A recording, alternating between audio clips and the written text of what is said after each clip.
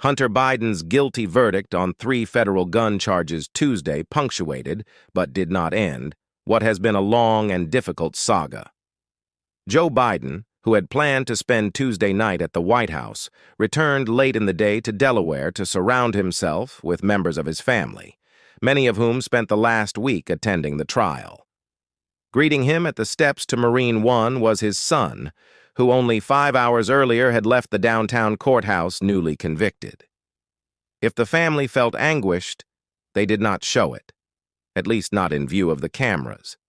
Instead, the president offered his family a warm smile, hugged Hunter Biden's young son, Beau, and gave him a kiss on the forehead.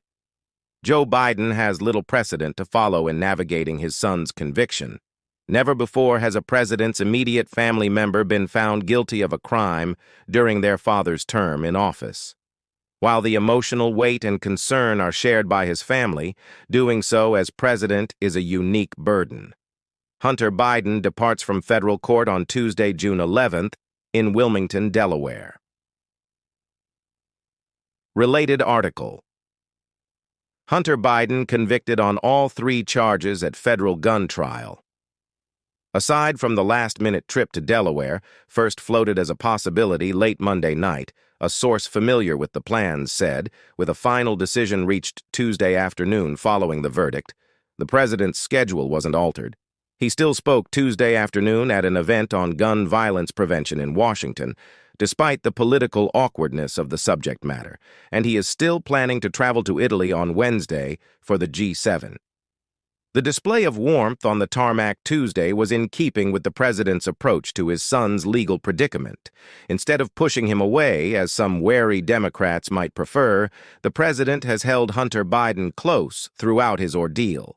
From the airport, where hugs were also exchanged between Biden family members and close aides, the group traveled in separate cars to the president's home in a leafy Wilmington neighborhood to process the developments in private. It has been behind closed doors that Joe Biden and his family have mostly kept their concerns over their son's legal issues.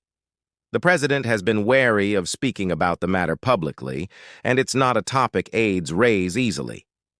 Asked during an interview with ABC last week about the case, Biden offered only one-word answers. Yes, he would accept the verdict. Yes, he had ruled out a pardon.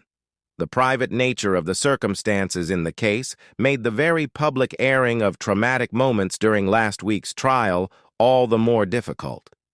Tearful moments from the president's granddaughter Naomi deeply affected many family members, and the revelation that Hallie Biden, the widow of the president's late son, Beau Biden, who later had a relationship with Hunter Biden, had herself tried crack cocaine reverberated throughout the wider Biden orbit.